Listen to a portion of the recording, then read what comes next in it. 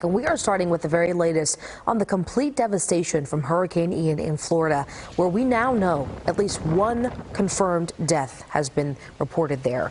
The Category 4 storm made landfall in the southwestern part of the state just yesterday afternoon, leveling and flooding homes while knocking out power for more than 2 million customers. Once again, our Jason Allen in Fort Myers tonight, live for us, where we are seeing really the widespread damage there. Jason, you've got the latest for us. Ian, we just learned in the last hour, is yet again a hurricane after it was downgraded to a tropical storm. So tell us, what kind of damage are we looking at as we speak right now?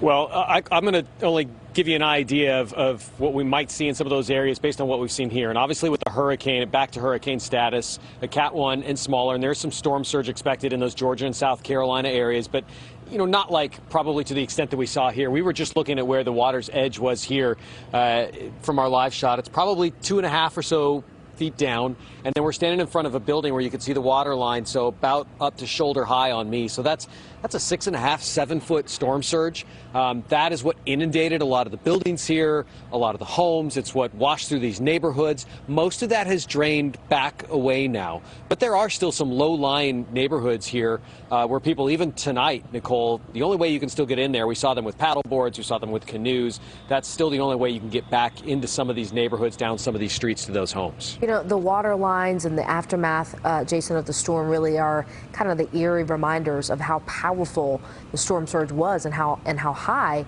What can you tell us about the latest rescue and search efforts there? It's still going on, and I know that there has been a lot of focus on the actual coastline on Fort Myers Beach, and those areas are devastated. We were right down there on one of those islands today. It's eerie. Everything is just covered in sand and in silt, and it's blowing around. It's dusty. It's just covered in mud, similar to other hurricanes that we have seen. And so there is devastation in those places. But it's important to remember that there are some interior neighborhoods still here tonight. Those low-lying areas, even away from the actual waterway, that are still inundated, and where there are still people who can't get out. And so we know that a lot of the rescue groups have been trying to get back into those neighborhoods, off of the main roads, places that are maybe a little more protected, more difficult to get into. They're doing hundreds of rescues in those areas, and there are still people tonight that they haven't been able to reach. And you mentioned people that are still there, people that need help. What is next for the people who've been impacted by this storm, and how is help even being able to get to them?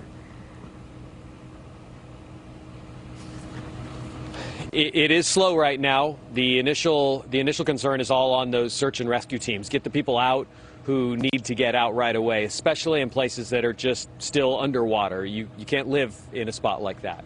After that, the immediate concern for some of these people is going to be just basic supplies, food and water. Folks who waited it out and then had a 7-foot storm surge, any supplies that they built up, it's gone. So we've already seen some of that. Local restaurants that are able to open up and get cooking, and they've got power, they're handing out meals. I know that we will still see some of the larger relief organizations in the next days try to push in here. This was only the first day that people were really able to get access to some of these areas, and it is still very difficult to get down some of these neighborhoods because of the down power lines, the down trees, like this one I'm standing right in front of. They are everywhere right now. As more of that debris gets moved, more of these groups will be able to get in and get these people the supplies that they need, Nicole. It is, yeah, Jason, a long road ahead for them. We're thinking about them, and we're thinking about you. Stay safe out there. Jason just mentioned rescue efforts and relief. Well, one way you can help is by using your smartphone to scan the QR code you see right there at the bottom of your screen if you want to donate through the Red Cross. So when you scan that QR code right there in the corner, it's going to take you to a page that shows you how to donate to the Red Cross and the disaster relief efforts that are happening right now. I want to